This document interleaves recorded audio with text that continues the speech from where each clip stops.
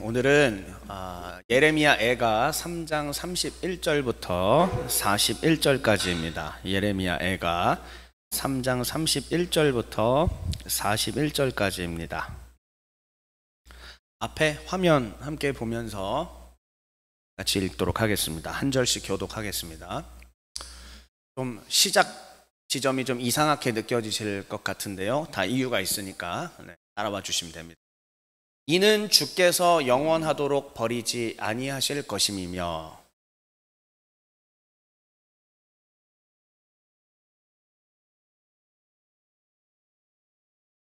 주께서 인생으로 고생하게 하시며 근심하게 하심은 본심이 아니시로다.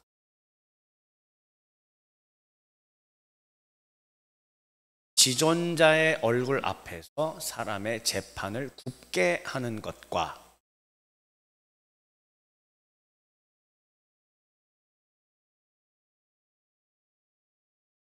주의 명령이 아니면 누가 이것을 능히 말하여 이루게 할 수 있으랴.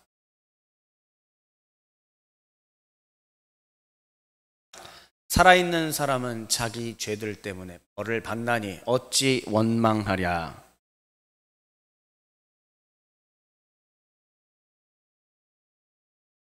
함께 마지막 40절 41절인데 숫자가 안 바뀌었습니다. 죄송합니다. 마지막 절 읽겠습니다.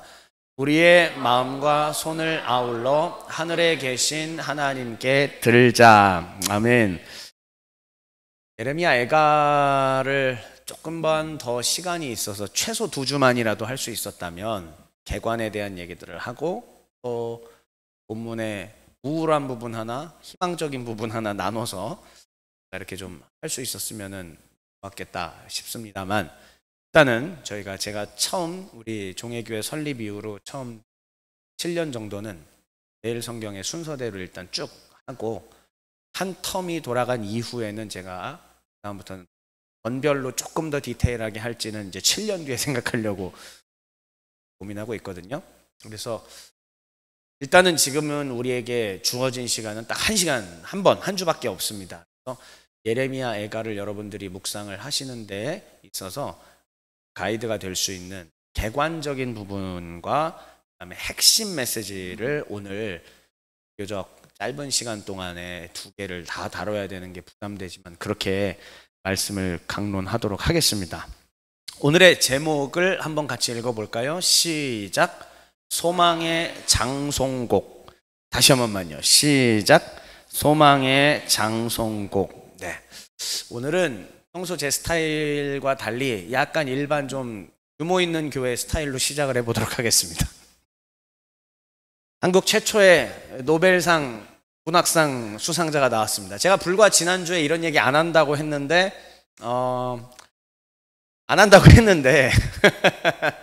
해야만 하는 이유가 갑자기 떠올라서요. 네. 그렇다고 너무 이렇게 이 노벨상과 한강 작가에 주목해서 얘기하는 것은 아니고, 사실은 문학과 관련돼서 얘기할 게 있어서 시작을 했습니다. 한강 작가의 책들이 맨부커상 수상 이후로부터 계속 전 세계의 주목을 받았고, 저는 그다지 문학소녀는 아니기 때문에 애석하게도 한강 작가의 책을 단 한 권도 읽지 않았습니다. 그러므로 그녀의 책에 대해서 감히 제가 세계적인 문학가의 책을 제가 감히 비평한다든지 할 수는 없고요. 저는 대신 늘 주변의 역사와 흐름 상황들 이런 것에 대한 관심은 있고 늘 주목하기 때문에 이와 관련된 사상적인 흐름들이라든지 우리가 오늘 크리스천으로서 또 읽어내야 할 사회의 흐름들을 같이 얘기하려고 하는 거예요. 문학가가 가진 힘에 대해서 제가 한 10년 전쯤 딱 주목을 했습니다. 제가 2014년 12월 5일에 자생한방병원에 입원해서 71일 투병 생활을 하고 이듬해 2015년 2월 13일에 퇴원을 했거든요. 제가 그 긴 시간 동안에 투병 생활을 하는 동안이 저에게는 비포 앤 애프터가 되었습니다. 나는 그 병실에서 누워서 할 수 있는 거라고는 아무것도 없고, 누워서 그나마 스마트폰이 있기 때문에 유튜브도 보고 뭐 이것도 보고 팟캐스트도 듣고 하면서 통증을 잊어가면서 이것저것 이제 누워서 할 수 있는 것들만 이제 하게 되었죠. 근데 이제 그때 제가 유튜브를 통해서 문학의 아름다움은 사실 못 느꼈고 문학가들의 삶의 자리에 대한 것들을 알게 되었습니다. 특별히 1950년대 이후에 전쟁 이후에 한국의 문학가들이 어떠한 삶을 살아왔고 그들이 어떠한 감정을 겪어왔고 어떤 아픔 속에서 그러한 것들을 출산하게 되었는지 그런 작품들을 낳게 되었는지 그 배경을 10년 전이죠. 딱 지금부터 10년 전쯤이잖아요. 그러니까 그 무렵에 제가 막 주목을 하기 시작을 했어요. 일제강점기를 겪었고요. 해방 이후에 거세진 이념 대립과 분단도 겪었습니다. 그리고 동족 산잔의 전쟁까지 치르면서 한마디로 군인들을 포함해서 대한민국의 국민들이 겪었던 것을 한마디로 좀 표현하자면은 PTSD. 저는 거의 이 PTSD가 1950년대 이후의 대한민국의 상황을 한마디로 대변해 주는 것은 아닌가라는 생각을 하게 되었습니다. 마치 상처투성이로 길바닥에 널브러져 있는 불황인들이 언제 또 총성이 날지 몰라서 두려워 떨면서 PTSD가 온 그런 증세들. 사실은 그러한 모습이 사회 전체의 모습이기도 했다라는 것이 제가 생각하는 것입니다. 그런데 이러한 상황 가운데 일반 국민들은, 일반 백성들은 자신의 내면을 들여다보는 것이라는 것은 사치일 뿐입니다. 먹고 살 수가 없잖아요. 당장 먹어야 될 것이 필요했기 때문에 문화, 예술, 자기 내면 이런 거 다 사치입니다. 그렇죠? 당연히 그랬을 것입니다. 그런데 문학가라는 사람들은 어떠한 사람들이냐면 그러한 상황 가운데서 자기 자신의 자아와의 대화를 끊임없이 시행한 사람들. 본인도 여전히 먹고 사는 게 궁핍하고 힘들고 어렵고 PTSD가 있는 그러한 상황에 놓여 있음에도 불구하고 그럼에도 시대 가운데 나는 무언가 빛을 제시하고 싶다. 아니면 내가 내 자아와의 대화 속에서 그 아픔들을 그냥 나누고 싶다라든지 어떠한 맥락일지는 저마다 다르겠지만 어쨌든 자기 자신과의 끊임없는 대화를 하면서 그것들을 사람들에게 나누어야겠다라고 한 사람들이 바로 문인들, 문학가라는 것이죠. 어쩌면 시대의 선각자로 부름받았다는 소명의식이 그들에게 있었을지도 모르겠습니다. 그런데 재밌는 것은 그 문인들이 만들어내는 시와 소설과 수필과 이러한 작품들이 언제나 모든 사람들을 따뜻하게 보듬지만은 않았다라는 것이에요. 사람은 시대의 산물이기 때문에 자기가 생각해온 역사적인 해석들이 있고 정치적인 이념과 입장들이 있습니다. 문인들이라고 예외는 아니죠. 그래서 자기가 살아온 그 환경 속에서 형성되어 있는 것들을 자연스럽게 자신의 작품에 녹아내게 됩니다. 그랬을 때에 대중들에게 이것이 공개됐을 때 대중들은 좋다, 나쁘다 라는 반응으로 나눠지게 되는 것이죠.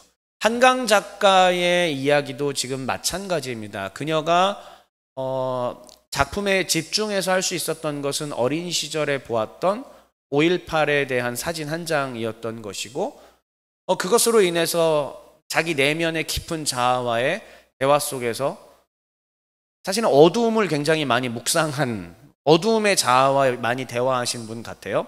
잘 모릅니다. 감히 제가. 그런데 이제는 뭐 빛으로 더 이렇게 하려고 하는 그런 인터뷰도 짤막하게 좀 보긴 했습니다. 그런데 중요한 것은 오늘날 대한민국은 여전히 제주 4.3, 5.18 그리고 역사적인 이러한 다양한 사건들로 인해서 이념의 대립이 되고 있습니다. 교회잖아요. 여기 지금 대부분 2030들이 계신 교회이기 때문에 사실은 이러한 이념 논쟁들이 그렇게 심하진 않지만 다양한 연령대들이 섞여 있는 보편적인 교회에서는 이것은 대단히 중요한 문제가 됩니다. 그래서 목회자가 강단에서 이 한쪽 일변도로 이야기를 했을 때 이 회중들 가운데는 정확하게 두 파로 나눠지게 되는 거예요. 오늘 목사님 짜증난다, 별로다. 그렇지, 저게 시대의 선지자지. 똑같은 메시지가 선포됐음에도 불구하고 전혀 다른 반응으로 나눠지게 되는 것을 우리가 보게 됩니다. 한강 작가의 작품도 사실은 어느 한쪽을 대변하는 것이죠. 그러니까 그것을 싫어하는 반대의 입장의 분들은 당연히 거기에 대해서 볼멘 소리를 낼 수밖에 없는 것이고, 이것이 사회도 그런데 한편으로는 교회마저도 마찬가지다라는 생각을 해보게 됩니다. 일단은 그러한 문학가들 이야기로 다시 한번 좀 돌아와 볼까요? 문학가는 어려운 상황 속에서도 끊임없이 자기 자신하고 대화를 한 사람이기 때문에 그 쏟아놓는 내용 자체가 말 한마디 한마디, 말씨 하나하나, 워딩 하나하나가 그냥 나오질 않습니다. 굉장히 오랫동안 고심하면서 자기와의 대화, 그리고 시대 속에 뭔가 기여하고자 하는 마음으로 아주 정말 정교하게 다듬고 이것을 내보내게 됩니다. 어쩌면 매주마다 이렇게 설교라는 행위를 하는 저 같은 목회자들하고는 비교가 되지 않는 깊이인 거예요. 그 작품 책 하나가 나오기까지, 그 짧은 시집 하나가 나오기까지 제가 고민하고 곱씹고 묵상한 거랑 문학가들이 시대의 아픔을 갖고 한 것이랑 어찌 감히 비견이 되겠습니까? 그러니까 매주마다 이렇게 하는 저보다는 문학가들이, 저는 그래서 10년 전에도 저에게 이 얘기를 들은 분들이 있을 거예요. 목회자들은 하나님께 부름받은 선지자의 사명을 감당해야 하지만 사실 이 사회의 시대의 진정한 선지자들은 나는 문인이다라고 생각한다. 이렇게 제가 많이 얘기를 했습니다. 그렇다고 목회자의 역할과 문인의 역할이 동등하진 않으니까, 저희는 하나님의 뜻을 대언하는 거니까 이런 차이는 있습니다. 어쨌든 문학이 가진 힘이 바로 이런 거라는 겁니다. 문학 작품 하나가 반향을 일으키고 두 파로 나눠지게 하고 화합을 일으키기도 하고 다양한 사람들의 리액션들을 이끌어내는 것이 바로 문학의 힘입니다. 자, 그러면 제가 이제 이렇게 얘기를 해볼까요? 약 2500년 전에 유다 땅에 한 문학가가 있었습니다. 누군지 정확히 알 수 없습니다. 혹자는 예레미야라고 이야기하고 혹자는 예레미야 이후에 다른 어떤 공동 저자라고 얘기도 합니다.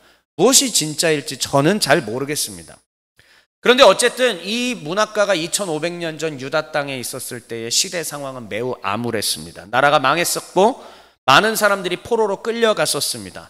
그리고 포로 생활이 70년 만에 끝나고 끌려갔던 이들이 돌아왔습니다. 그러면 상황이 많이 좋아진 것 같잖아요. 그런데 여러분 잘 보십시오. 그렇지 않습니다. 우리나라가 해방 이후에 8.15 만세, 교과서에서 봤던 그 그림들 다 아시잖아요. 그런데 그때로부터 5년 동안 우리 민족이 뭘 겪었어요? 찬탁과 반탁으로 나눠져서 백색 테러도 일어나고 적색 테러도 일어나고, 어제의 친구가 오늘의 적이 되어 서로 죽창을 찔러대는 그런 아픔들을 5년 동안 겪지 않았습니까? 철저하게 두 파로 나눠져서 서로 총뿌리를 겨누던 그 아픔들이 우리 민족 가운데 있지 않았습니까? 2500년 전 이 저자가 바벨론 포로로부터 돌아온 이후에 처한 상황도 이와 다르지 않았습니다. 왜냐하면 보세요. 제가 예레미야 강론 때도 말씀드렸잖아요. 두 세력이 있었습니다. 끌려간 자와 남은 자가 있었습니다. 자, 끌려간 자가 다시 돌아왔습니다. 70년이 흘러갔습니다. 그 사이에 땅은 누구 땅이 될 것이며 재산은 누구 재산이 될 것이며 사회 경제적 여러 가지 어려움들과 갈등들이 계속 있었을 것입니다. 가난의 문제도 있고 또 욕망과의 싸움도 계속돼야 되고요. 또 하나님의 법이란 대체 무엇인가? 나라가 폐허가 된 이후에 돌아와서 이제 하나님에 대해서 생각해야 하는데 거기에서도 두 파로, 세 파로, 네 파로 나눠져서 하나님은 이런 하나님이야, 아니야 하나님은 저런 하나님이야 라는 엄청난 아노미 현상을, 그 갈등과 혼란의 카오스를 겪어갔던 게 바로 이 문학가가 놓여있던 삶의 자리였던 것입니다. 그런데 이 사람은 그 시대 가운데 빛을 전달해주고 싶었을 것입니다. 여러 파로 나눠져 있는 상황을 보았고 자기는 또 어디 쪽인지 잘 모르겠어요. 이 사람이 끌려갔던 쪽이었는지 남아있던 쪽이었는지 잘 모르겠습니다. 자기의 마음도 있었을 것이고 하나님의 법이 회복되어야 되는 문제도 있었을 것이고, 근데 이 사람은 그냥 흘러가는 대로 두지를 않고요, 그 문제를 자기가 끌어안고 자기 내면하고 계속 대화를 하는 겁니다. 계속 아파하는 거예요. 어떻게 해야 되지? 어떻게 해야 되지? 대체 어떻게 해야 되지? 어떻게 하면 하나님의 뜻이 이루어질 수 있지? 어떻게 하면 이 민족이 다시 하나가 될 수 있지? 이러한 고민을 하게 됐던 것이죠. 그래서 그가 선택했던 것은 바로 문학 작품이었습니다. 그는 펜대를 들고 작품을 써내려 갔습니다. 그리고 그가 선택한 장르는 일종의 시 그리고 노래였죠. 시와 노래가 사실 같은 거니까 운율이 있는 시와 노래를 선택했습니다. 그런데 어떤 장르의 시와 노래를 선택했느냐? 따라해 볼게요. 장송곡. 장송곡이 뭐죠? 장례식에 쓰이는 노래예요. 이 어두침침하고 이 우울한 느낌의 장송곡을 그가 선택해서 작품을 쓰게 되는 것입니다. 예레미야 애가는 바로 그렇게 기록된 겁니다. 그렇다면 이 예레미야 애가는 장송곡의 형식을 띠고 무언가 역할을 하겠죠?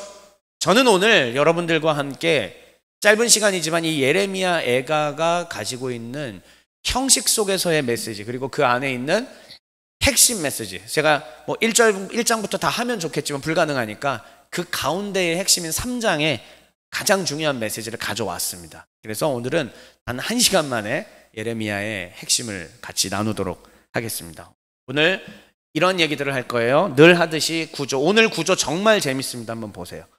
오늘 구조 참 재밌고요. 그리고 본문 살피고 이제 함께 마치겠습니다. 잘 안 보이시겠지만은 눈을 이렇게 뜨고 한 번만 봐주세요.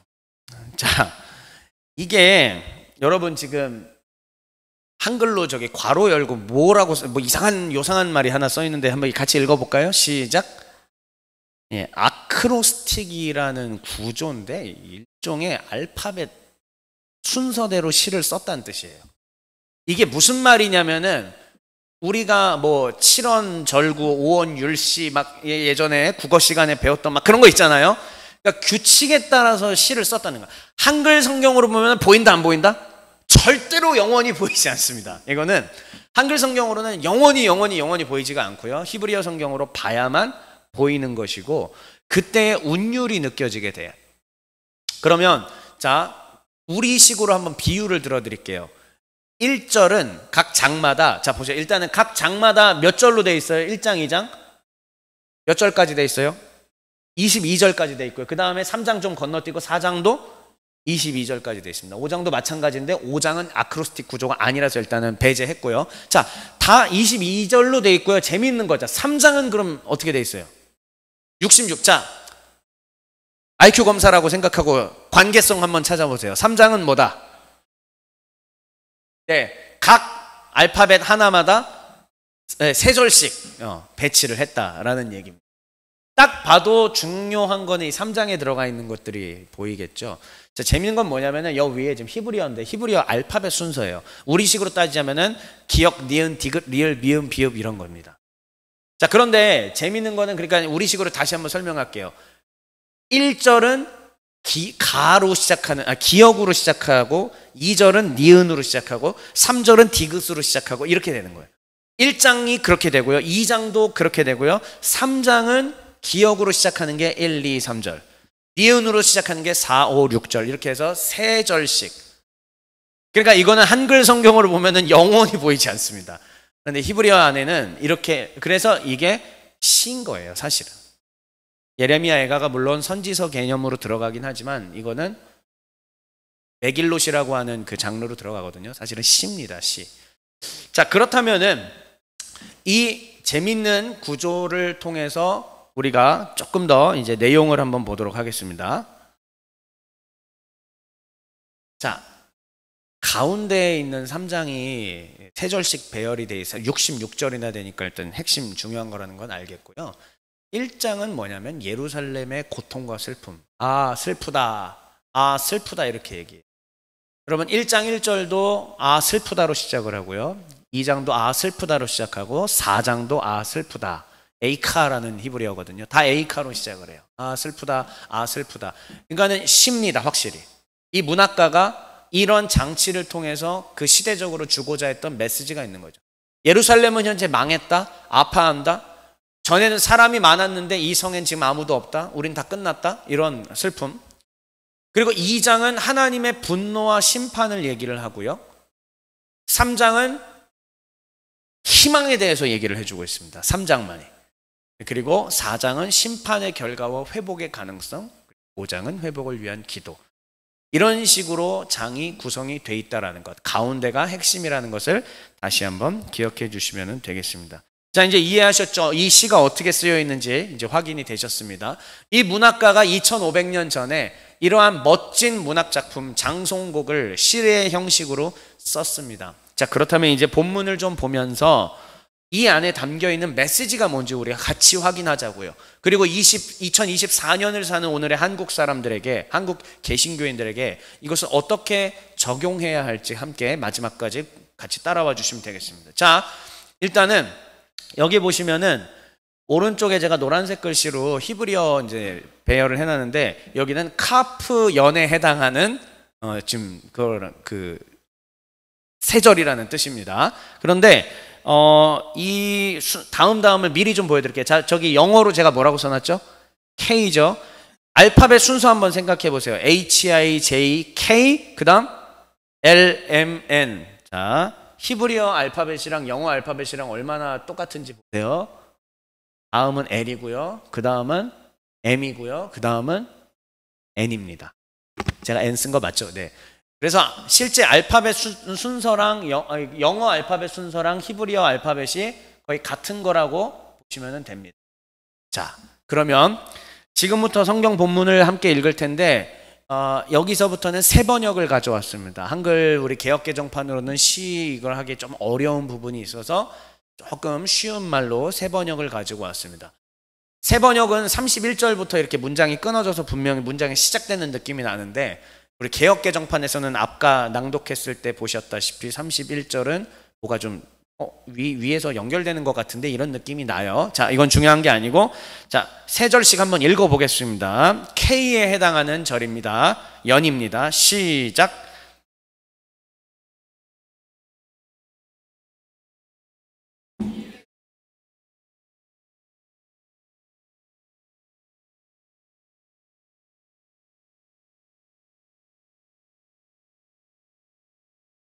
이 문학가는 이 작품을 세상에 출시하며 사람들이 듣고 읽기를 바랬겠죠.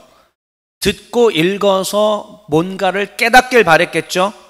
자, 그가 원하는 내용들이 3장의 핵심이 그 메시지가 들어있고요. 이제 제가 선택한 본문이 바로 그 메시지입니다. 저자가 생각하는 하나님의 이해, 즉 저자가 하나님에 대해서 어떻게 이해하고 있는지, 바벨론 포로기를 거쳐오며 어떻게 저자가 하나님을 이해하고 있는지 그것을 깨달으시면 됩니다. 자, 먼저 3장에 앞서서 1, 2장에서 무슨 얘기를 했냐면요, 유다의 멸망된 상황들을 쫙 다 얘기를 했습니다. 뭐 슬프다 어쩌고 저쩌고 저쩌고 해요. 성도 무너졌고 궁궐도 무너졌고 성전도 무너졌고 왕도 제사장도 백성들도 다 죽고 끌려가고 그냥 끝났다. over. 우린 다 죽었다. 이렇게 얘기를 하는 거예요. 그런데 3장에 들어서 이 저자가 주고자 하는 메시지는 뭐냐면 하나님은 단순히 전지전능한 신으로서 유희거리로 즐거움으로 우리를 괴롭히시는 분이 아니시다. 오늘 우리가 당한 이 사건들은 바벨론의 70년의 포로기를 겪었던 이 일들은 바로 우리의 잘못이기 때문이다. 이게 그의 인식이었습니다. 그러면서 하는 말이 빨간색 글씨들 뭐였죠? 언제까지나 버려두지는 않는다. 우리를 불쌍히 여기신다. 괴롭히시는 건 사실 그의 본심이 아니시다. 저자는 이 이야기를 통하여서 하나님이 여전히 우리를 버리지 않고 계시다. 즉 우리에게는 기회가 있다. 우리에게는 찬스가 아직 남아있다라는 것을 말하고 싶은 것입니다. 바로 이어가 볼게요. 다음입니다. 같이 읽어볼게요. 시작.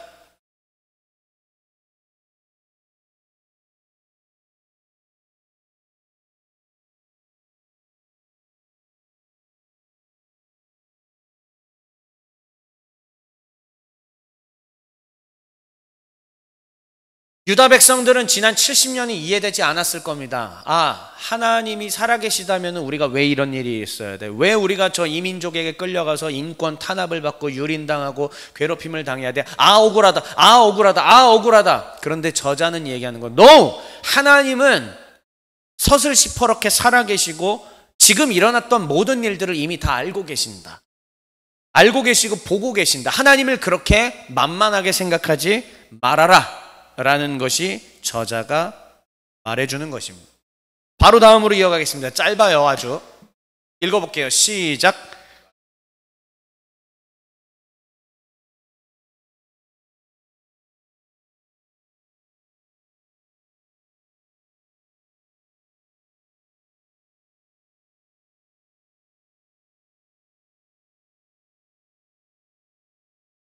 네. 하나님에 대한 이해의 확장이 계속 지금 지속되고 있는 겁니다. 하나님은 세상 모든 일을 이미 다 보고 계시고 알고 계신다. 그리고 하나님은 전지전능하시다. 하나님이 유다의 일을 지금 몰라서 외면하시는 게 아니다. 하나님이 바벨론의 신 마르두크에게 패해서 소멸된 게 아니다라는 얘기예요. 사실 하나님은 유다가 지은 죄에 대하여 심판하신 것이다. 저자는 이 문학작품을 통해 지금 쓴소리 하는 거예요. 사실은 팩폭을 하는 거예요. 팩트 폭격을. 그런데 이 팩트 폭격이 있어야만 사람들이 진짜 회복할 수 있기 때문에 저자는 이 문학작품을 통해 계속 이 얘기를 하는 것입니다. 자, 그런데 이때 저자가 권면의 말을 백성들에게 하는 겁니다. 이 권면의 말씀, 이게 가장 중요한 말이죠. 9절입니다. 40절, 41절. 시작.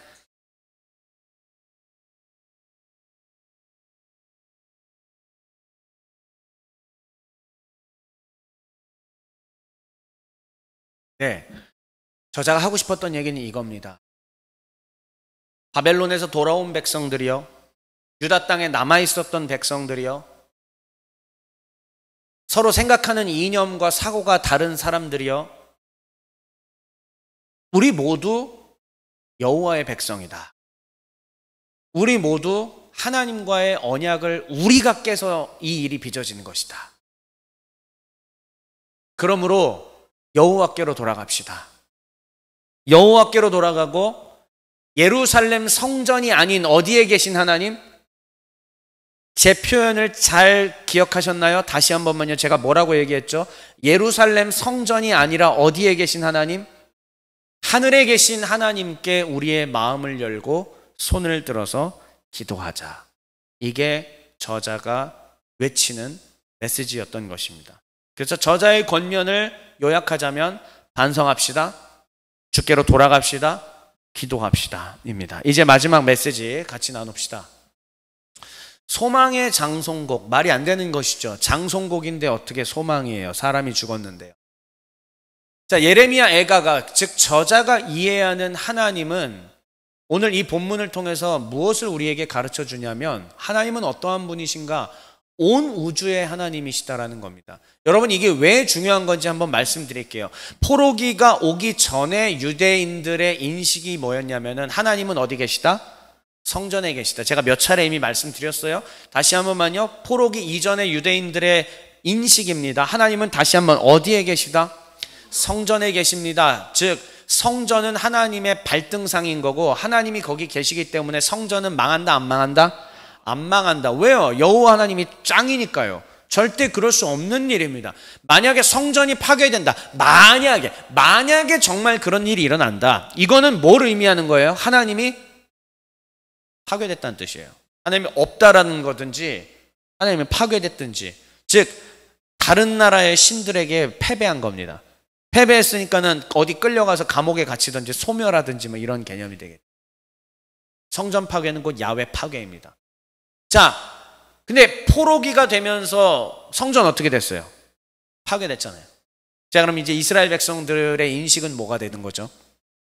하나님은 파괴됐다. 하나님은 안 계신 거다. 자, 그러면은 어떻게 했겠어요? 누구를 섬기자? 바벨론 신을 섬기자. 더 센 나라 신을 섬기자 이렇게 갈 수 있겠죠. 당연한 거잖아요. 그런데 예레미야 애가의 저자는 지금 하나님에 대한 새로운 이해를 백성들에게 던져주고 있는 겁니다. 무엇일까요? 하나님은 죽지 않았다. 2번 뭐예요? 살아계신 하나님. 성전이 파괴됐음에도 불구하고 여호와 하나님은 여전히 살아계신다. 왜냐? 하나님은 어디에 계시니까? 하늘에 계시니까. 이게 포로기 이후에 주어진 엄청나게 중요한 인식의 전환이었습니다. 예루살렘 성전에 매여 계신 하나님이 아니다. 하나님은 온 천하 열방의 주인이셨지. 그러면 예루살렘 성전에만 매여 있을 필요가 없지. 우리가 하나님을 너무 작게 생각했다. 우리가 하나님을 너무 작게 가둬놓고 내 멋대로 하나님을 조종하려고 했다. 하나님은 영원하시다. 하나님은 절대로 패배하지 않으신다. 소멸하지 않으신다 해놨으니까 내가 하나님께 달라붙어서 나의 안전함을 찾으려고, 사실 하나님을 이용해서 내가 안전하려고 했던 것이구나 라는 것을 유다 백성들이 깨닫게 되었던 것이죠. 결국은 하나님은 살아계시다, 죽지 않으셨다, 지금도 하늘에 계시다라는 이 저자의 말을 통하여 이스라엘 백성들, 유다 백성들에게는 하나님과의 회복의 가능성이 열리게 되었습니다. 두 번째는 그래서 이제 소망의 장송곡입니다. 두 진영에게 이 작품의 소리가 들렸을 것입니다. 포로기가 막 끝난 무렵 앞서 서두에 말씀드린 것처럼 이들도 이념의 대립이 있었습니다. 바벨론에서 돌아온 자와 유다의 남은 자. 우리는 찬탁이냐 반탁이냐 했던 것처럼 소련의 공산주의를 따라야 된다, 미국의 자유진영을 따라야 된다로 나누어져서 서로 대립하고 싸웠던 것처럼 이 장송곡은 바벨론에서 돌아온 자들에게도 들렸고 유다에 남았던 자들에게도 동일하게 들렸습니다. 그런데 이 메시지, 이 장송곡의 핵심 메시지는 3장에 있었는데 우리가 살핀 그 핵심 메시지가 동일하게 저들에게 들렸습니다. 그것은 무엇이냐? 하나님은 아직 죽지 아니하셨고 여전히 살아계시며 주께로 돌아가는 자들을 외면치 않으신다는 회복의 메시지였던 것입니다. 즉 장송곡이라고 하는 장르를 선택했지만 사실상 그 안에는 소망의 메시지가 있었던 것이죠. 그래서 소망의 장송곡이라고 네이밍을 한 것입니다. 자, 선포가 된 이 노래 사람들이 아마 불렀을 것입니다. 들었을 것입니다. 감동받은 사람도 있었고 욕하는 사람도 있었겠고 다 분위기가 달랐겠죠. 그런데 어쨌든 그로 인하여 이 자기 자신의 내면과 끊임없이 대화해서 세상에 출산의 고통으로 내놓은 이 작품을 통하여 문학가들의 그 아픔을, 출산의 고통을 통해서 문학가들이 문학작품을 내놓은 것처럼 이 저자도 그런 식으로 내놨는데 이게 사회에 그래도 반향을 일으켰던 듯 보입니다. 이 울림을 통하여 바벨론에서 돌아온 자들은 결국 여호와의 성전을 다시 재건하게 됩니다. 제2성전, 즉 스룹바벨의 성전을 재건하게 되고요. 그 다음에 돌아왔던 자들이 힘을 합쳐서 여호와의 율법을 정비하기 시작을 합니다. 그러니까 이 노래는 실패한 노래는 아니었던 것입니다. 유명한 문학가들이 책을 하나 내놨을 때 그게 세상 사람들의 가슴을 울리고 어떤 리액션들을, 사회의 변화와 발전을 이끌어냈던 것처럼 예레미야 애가의 저자의 이 문학 작업을 통하여 하나님은 이것을 통하여 이 돌아온 포로 이후의 유다 사회를 개선시키셨던 것입니다. 이제 마지막 이야기예요. 2024년에 한국에 울려 퍼지는 소망의 장송곡은 무엇일까요? 오늘날 우리에게 예레미야 애가는 어떠한 메시지가 주어질까요? 어떠한 메시지로서 다가오게 될까요? 지금 개신교 내에서는 벌써 10수년이 넘도록 극심한 이념의 대립이 지속되고 있습니다. 만약에 내가 보수 진영을 좋아하는 그러한 메시지를 만약에 목회자가 전한다고 하면은 보수 진영에 있는 성도들은 엄청나게 쌍수를 들고 기뻐할 것이고요. 반면에 진보 진영을 좋아하는 성도들은 손가락질하며 욕을 하게 될 것입니다. 반대도 마찬가지입니다. 목회자가 진보 진영의 이로운 말들을 하면 보수 진영의 사람들은 손가락질할 것이고 진보 진영의 사람들은 쌍수를 들고 환영하게 되겠죠. 그리고 예배 이후에 그 설교에 대해서, 그 목사님의 스탠스에 대해서 사람들은 이야기할 겁니다. 당연한 거죠. 그리고 서로 싸우게 됩니다. 교회 안에서도 너와 나는 서로 다르다, 너는 근본이 잘못된 인간이다 손가락질하고, 너는 대한민국을 망치는 자다라고 손가락질하며, 하나님의 나라의 복음이 주의 백성들을 하나 되게 하기는커녕 난도질하게 되는 것들을 우리는 지금 계속 목격하고 있습니다. 예레미야 애가의 저자가 시대에 던졌던 그 문학작품이 율법을 정비하고 성전을 재건하는 데 도움이 되었죠. 그런데 우리에게는 도대체 하나님의 말씀이 어떤 식으로 선포가 되고 있길래 계속 난도질이 되고 대립이 되고 끊임없이 서로를 비난하는 것으로 계속 점철되게 될까요? 다음 주 10월 27일이 종교개혁 주일인데 여러분 이미 광고들을 많이 보셔서 아시겠지만 광화문 광장에서 다 모여서 하나님 앞에 예배드리자. 근데 이 예배의 목적은 하나님 앞에서 차별금지법을 막고 뭐 이런 것들을 이제 얘기를 하는 겁니다. 자, 이것을 놓고 대형교회 목사님들이 주로 이제 주축이 돼서 정말 혼신의 힘을 걸고 그 일을 하고 계시는데, 이걸 좋아하는 분들은 쌍수를 들고 환영을 합니다. 그런데 이것이 별로라고 생각되는 분들은 어떻게 하죠? 저것들 정치 집회하네 라고 얘기를 합니다. 제가 지금 어느 한쪽을 얘기하는 게 아닙니다. 우리는 저기를 가야 된다, 가지 말아야 된다 이 말 하지 않습니다. 개인의 양심에 따라, 개인의 스탠스에 따라서 자유롭게 하십시오. 아무 문제 없습니다. 그런데 중요한 것은 이로 인해 계속 우리는 사회 정치적인 이데올로기에 의하여 복음의 메시지마저도 그쪽으로 딸려 흘러들어가는 것들을 지금 십수년째 경험하고 있다는 이야기입니다. 우리 시대의 예레미야 애가 저자의 문학작품이 필요합니다. 다시 여호와의 말씀으로 돌아가게 하고 하나가 되게 하고 진짜 여호와의 뜻에 순종하게 할, 정치적인 색깔은 조금 다를지언정 존중과 사랑과 평화가 있고 비난과 서로 막 찢어 발길 듯이 모욕하는 그 일들을 멈추게 할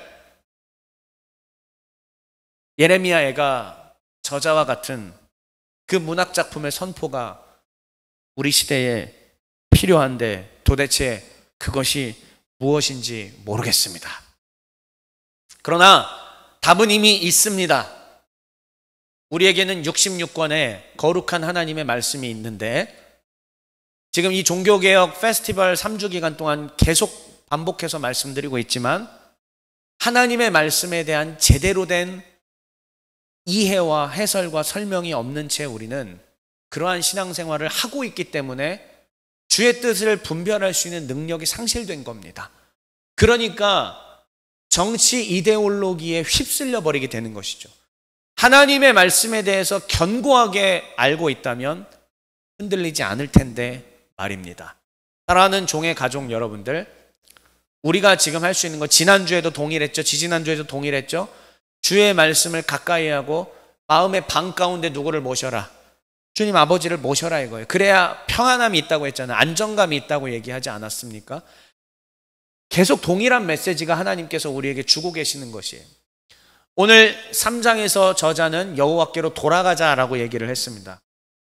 개신교도 진짜 성경 말씀 앞으로 돌아가야 되고요, 나도 성경 말씀 앞으로 돌아가야 되고, 우리 모두도 하나님의 성경 말씀 앞에 서서 읽는 것에 그치는 게 아니라 진짜 그 성경이 뭘 의미하는지 듣고, 예 하나님 순종하겠습니다, 이 자세가 필요합니다.